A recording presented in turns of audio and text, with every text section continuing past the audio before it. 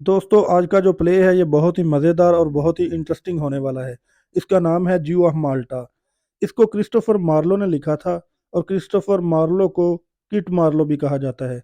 इस प्ले को Elizabethan era के दौर में ट्रांसलेट किया गया था। जो क्रिस्टोफर मार्लो है ये 1564 में पैदा हुआ था और 1593 में डेथ हो गई थी। इसने टोटल 29 साल अपनी लाइफ गुजारी थी। तो चलिए अपना टाइम वेस्ट किए बगैर हम अपने प्ले को शुरू करते हैं। जो जू ऑफ माल्टा प्ले है इसकी सेटिंग रखी गई है माल्टा में।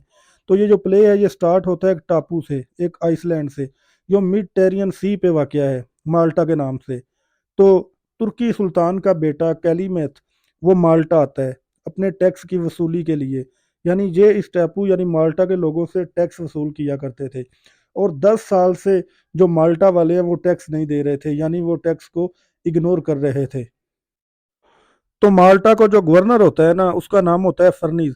फर्नीज जो होता है ना ये एक कॉन्ट्रैक्ट साइन करता है कैलीमेथ के साथ, यानी तुर्की सुल्तान के साथ एक कॉन्ट्रैक्ट साइन करता है कि हमें बस 1 महीने का टाइम दे दीजिए, हम आपका सारा टैक्स जो है ना वापस पे कर देंगे, वापस कर देंगे। तो वो मान जाता है और इस तरह जो कैलीमेथ होता है ना वो वहां से चला जाता है। तो गवर्नर फर्निस जो होता है ना बड़ा परेशान होता है कि वो टैक्स पे कैसे करेगा। तो उसके माइंड में एक मशवरा आता है, सोच आती है, ख्याल आता है कि वो ये टैक्स जो है ना ये ज्यूज से इकट्ठा करेगा, यानी जो ज्यूज है ना माल्टा के उनसे इकट्ठी करेगा। जितने ज्यूज हैं इनकी सबकी आधी आधी प्रॉपर्टी वो इकट्ठी करेगा और इस तरह वो टैक्स पे करेगा। और इसके लिए वो एक जो ज्यूज का एक सरबरा होता है ना बारबस उसको बुलाता है और उससे मशवरा करता है। तो बारबस होता है ना वो गवर्नर की बात से ना एग्री नहीं होता। जब वो एग्री नहीं होता तो इस तरह उसकी सारी प्रॉपर्टी जो है ना सील कर दी जाती है, बैन कर दी जाती है। हालांकि गवर्नर जो फर्नीज है उसने तो उससे मशवरा किया था कि हम ज्यूज की आधी आधी प्रॉपर्टी लेंगे, लेकिन क्योंकि उसने उधर ही उसकी बात को जब नहीं मतलब कि एक्सेप्ट किया तो उसकी सारी प्रॉपर्टी जब्त कर ली गई। अब उसकी जो प्रॉपर्टी में ज्यादातर बाराबस की प्रॉपर्टी में जो ज्यादातर अमाउंट थी ना वो गोल्ड की थी, सोने की। तो वो जब सारी उसकी बैन हो गई, अब बाराबस को बड़ा गुस्सा आया। वो ना किसी तरह बदला लेना चाहता था, रिवेंज लेना चाहता था। तो बाराबस क्या करता है, उसकी एक बेटी होती है जिसका नाम होता है एबीगेल। ये अपनी बेटी एबीगेल को एक नन बना देता है और इस तरह रातों रात अपना सारा गोल्डन, अपनी सारी प्रॉपर्टी स्मगलिंग के जरिए वहां से निकलवा लेता है, यानी चोरी से वहां से निकलवा लेता है। जो बाराबस होता है ना ये अपनी प्रॉपर्टी तो हासिल कर लेता है लेकिन ये गवर्नर फर्नीस से ना बदला लेना चाहता है। तो अब आगे जो गवर्नर फर्नीस होता है ना उसका एक बेटा होता है जिसका नाम होता है लाडोविक। अब ये जो लाडोविक होता है ना इसका दोस्त एक होता है जिसका नाम होता है मथाइस। अब ये मथाइस जो है ना ये लाडोविक को बताता है कि बाराबस की बेटी जो है ना वो बहुत खूबसूरत है, बहुत अट्रैक्टिव है। तो ये जो लाडोविक होता है ना यानी गवर्नर फर्नीस का बेटा, इसके दिल में ना वो फीलिंग पैदा हो जाती है, यानी एबिगेल के लिए। वो एबिगेल को लाइक करना शुरू कर देता है। जब बाराबस को पता चलता है कि लाडोविक जो गवर्नर फर्नीस का बेटा है वो मेरी बेटी को लाइक करता है, तो वो खुद ना लाडोविक को कहता है कि तू ना मेरी बेटी को ना इम्प्रेस कर। अब ये ना बाराबस ये ऐसा क्यों कह रहा है, क्योंकि वो गवर्नर फर्नीस से लेना चाहता है बदला। इसलिए वो गवर्नर फर्नीस के बेटे को अपनी बेटी के पीछे लगा रहा है। स्पेन से एक सैनिक आता है जिसका नाम होता है मर्लिन डेल बॉस्को, उसके साथ कुछ स्लेव्स होते हैं। वो आके मिलते हैं गवर्नर फर्नीस से। वो आके कहते हैं कि आपने जो कॉन्ट्रैक्ट साइन किया है ना तुर्की वालों के साथ, आप उसको ख़त्म कर दें। हम मिल के तुर्की वालों का मुकाबला करेंगे, हम उनको टैक्स पे नहीं करेंगे। और वो अपने कुछ स्लेव्स जो है ना गवर्नर फर्नीस के पास छोड़ जाता है। दूसरी तरफ बाराबस जो होता है ना ये मार्केट जाता है और वहां से एक स्लेव खरीदता है जिसका नाम होता है इथामोर, यानी ये गुलाम खरीदता है जिसका नाम होता है इथामोर। ये बारबस जो होता है ना मार्केट में लाडोविक और मैथाइस से मिलता है और ये वहां ना वादा कर लेता है कि वो अपनी बेटी की शादी उनसे करवाएगा। अब ये जो बारबस होता है ना, अब इसका कनिंग माइंड चेक कीजिए ये क्या करता है। अब इसने बदला लेना होता है ना गवर्नर फर्नीस से। तो ये ना दो लेटर लिखता है। एक लेटर भेज देता है लाडोविक को, उसमें लिख देता है कि मेरी जो बेटी, अपनी बेटी की तरफ से भेजता है कि एबिगेल ने ये लेटर लिखा है और वो कहती है कि मैं मैथाइस से प्यार करती हूँ। और इस तरह लाडोविक को गुस्सा आ जाता है कि ये क्या हुआ है, और दूसरा लेटर ये ना मैथाइस को भेज देता है जिसमें लिखा होता है कि एबिगेल ने लिखा होता है कि मैं जो है ना लाडोविक को लाइक करती हूँ, उसको प्यार करती हूँ। अब ये क्या करते हैं, मिथाइल और जो लेडोविक होते हैं ना, ये दोनों फाइट करना शुरू कर देते हैं और ये दोनों एक दूसरे को मौके पे ही हलाक कर देते हैं। तो जब एबिगेल यानी जो बारबस की बेटी होती है उसको पता चलता है ना कि उसके बाप ने इस तरह अपना कनिंग माइंड यूज करते हुए शैतानी चाल चल के, मतलब कि जिसको वो लाइक करती है मथाइस को, उसको मरवा दिया है। वो सच में मथाइस को लाइक करती थी, तो वो एक नन, सच में नन बन जाती है।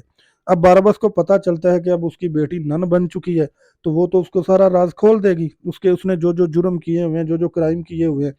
तो बारबस क्या करता है, बारबस ना जहर लेता है, पॉइजन, उसको ना चावलों के अंदर डाल देता है और वो चावल जो होते हैं ना तमाम नन्स को भेज देता है। अब जो जो जो नन्स चावल खाती है ना उसकी डेथ होती है। तो जो उसकी बेटी होती है ना एबिगेल, वो भी चावल खाती है, लेकिन वो जब देखती है ना कि जिस जिसने चावल खाया मर रहा है, वो भी चावल खा चुकी होती है, तो वो फौरन एक लेटर लिखती है। उस लेटर में वो अपने बाप के सारे क्राइम लिखती है, सारे जुर्म लिखती है, और वो चर्च के जो प्रायर्स होते हैं ना लेटर उनको दे देती है। अब उन तमाम नन्स को दफना दिया जाता है, दफन कर दिया जाता है। तो तुर्की वाले जो होते हैं ना ये माल्टा पे हमला करने की तैयारी कर रहे होते हैं।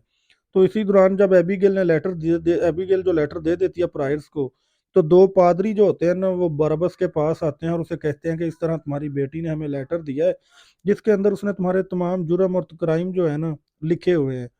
तो बारबस उनको कहता है कि मैं बहुत ही शर्मिंदा हूँ अपने किए पे, और मैं अपनी शर्मिंदगी की वजह से अपनी बेटी को भी खो चुका हूँ, दूर कर चुका हूँ। अब मैं क्रिश्चियन बनना चाहता हूँ, तो मैं आप दोनों पादरियों के जिसके भी चर्च में क्रिश्चियन बनूंगा ना, मैं अपनी सारी जायदाद उसको डोनेट कर दूंगा। अब पादरियों में लालच आ जाता है। वो ना बारबस की चाल को समझ नहीं पा रहे होते। वो समझते हैं कि ये शायद सच में मतलब कि क्रिश्चियन बनना चाहता है। अब वो दोनों एक दूसरे से लड़ना शुरू कर देते हैं। पादरी वो चाहता है कि ये मेरे चर्च में क्रिश्चियन बने और ये अपनी सारी जायदाद मेरे चर्च को डोनेट करे, दूसरा चाहता है मेरे। जब ये लड़ना शुरू कर देते हैं तो वहां पर जो बारबस का गुलाम होता है ना इथामोर, वो आ जाता है। इथामोर एक पादरी को मार देता है, और दूसरा पादरी जो होता है ना वो पहले के कत्ल के मुकदमे में ना उसको सजा हो जाती है। अब इथामोर जो होता है ना ये बारबस के तमाम क्राइम, तमाम जुर्मों को जानता होता है, लेकिन अब गलती से ना इथामोर को एक लड़की यानी एक प्रोस्टिट्यूट गर्ल से प्यार हो जाता है। प्रोस्टिट्यूट गर्ल का मतलब आप समझ रही होते होंगे। तो उसको उससे प्यार हो जाता है। अब ये उसकी लड़की का नाम होता है बेलामीरा। अब ये जब इथामोर बेलामीरा को बताता है ना कि ये जो बारबस है ये बहुत अमीर है, इसकी प्रॉपर्टी में बहुत सारा गोल्ड है यानी सोना है, तो ये बालामीरा ना इथामोर को कहती है कि तू ना बारबस को ब्लैकमेल कर। तू उसे कह के मैं तेरा जितने भी जुर्म है ना, जितने भी क्राइम है, उनको दुनिया के सामने एक्सपोज करूंगा, दुनिया को बता दूंगा, मुझे पैसा चाहिए, गोल्ड चाहिए। तो अब ये जो मतलब कि बारबस होता है ना ये बड़ा परेशान हो जाता है कि ये क्या, ये मेरा ही सर्वेंट हो के अब मेरे ही सर पे सवार होने को तैयार है। अब बारबस को बहुत ज्यादा गुस्सा आता है कि ये इथामोर ने मेरे साथ किया क्या है। तो वो एक फ्रेंच मैजिशियन की शक्ल इख्तियार करके ना इथामोर के घर जाता है और कुछ सूंघने वाला जहर जो होता है ना वहाँ फूलों पे रखाता है। अब इथामोर और बेलामीरा जब इन फूलों को सूंघते हैं तो उनको नशा सा चढ़ना शुरू हो जाता है। तो वो गवर्नर फर्निस के पास जल्दी जल्दी से भाग के जाते हैं, और गवर्नर फर्निस को जो बारबस के तमाम क्राइम्स और जुर्म है ना बता देते हैं। और जब बता देते हैं तो वो वहाँ मौके पर ही ना उनकी डेथ हो जाती है। अब जो बारबस होता है ना इसको अरेस्ट कर लिया जाता है। इसको अरेस्ट कर लिया जाता है, गिरफ्तार कर लिया जाता है। अब ये ना जेल में एक ड्रग्स मंगवाता है, यानी एक नशा होता है जिसको बंदा सूंघ लेना तो कुछ देर वो बेहोश होता है। तो वो नशा मंगवा के ना ड्रग वो वहाँ सूंघ लेता है, और वो ऐसे होता है जैसे ना मर चुका है, यानी वो सब यही समझते हैं कि ये जो बारबस है ये मर चुका है, और इसको उठा के ना माल्टा शहर से बाहर फेंक आते हैं। और जब ये होश में आता है ना तो ये वहां पर ना मतलब कि जो तुर्की वाले होते हैं ना तुर्किश, ये उनके साथ मिल जाता है। इनके साथ मिल के ना ये माल्टा पे हमला करना चाहता है। अब तुर्की वाले जो होते हैं ना, जो तुर्की सुल्तान का बेटा कैलीमत होता है, वो इस बारबस को ना गवर्नर बना देता है, यानी तुर्की का गवर्नर बना देता है। लेकिन जो ये बारबस होता है ना इसको शर्मिंदगी फील होती है। तो ये एक खत लिखता है यानी माल्टा के गवर्नर फर्निस को, ये कहता है कि मैं आपको तुर्की वालों से बचाऊंगा, लेकिन मुझे पैसा चाहिए, मुझे मनी चाहिए। तो जो मतलब कि गवर्नर फर्निस होता है ना वो तो जानता है बारबस को। अब वो इसका जरा भी भरोसा नहीं करना चाहता है, लेकिन फिर भी वो मान जाता है मौके पे ना, वो मौके पे मान जाता है। तो बारबस जो है ना गवर्नर फर्निस के साथ मिल जाता है। अब जो होता है ना गवर्नर फर्नीस के साथ मिल के ना एक प्लान बनाता है ये ना जिस तरफ से तुर्की वालों ने हमला करना होता है ना, वहाँ पे एक बड़ा गड्ढा खोद देते हैं और उसके अंदर ना कुछ ऐसा सा सामान रख देते हैं कि जिससे ना इजीली वहाँ आग लग सके। अब दूसरी तरफ से जब तुर्की वाले हमला कर देते हैं तो इधर से ये भी इनके दरमियान फाइट वगैरह होती है। तो बारबस जो होता है ना उसी गड्ढे में खुद गिर जाता है और वो आग में ना उसकी डेथ हो जाती है। तो इस तरह जो तुर्की वाले होते हैं ना वो जंग वैसे हार जाते हैं। तो जो तुर्की सुल्तान का बेटा होता है ना कैलीमेत, इसको गिरफ्तार कर लिया जाता है, अरेस्ट कर लिया जाता है, बाद में जेल भेज दिया जाता है।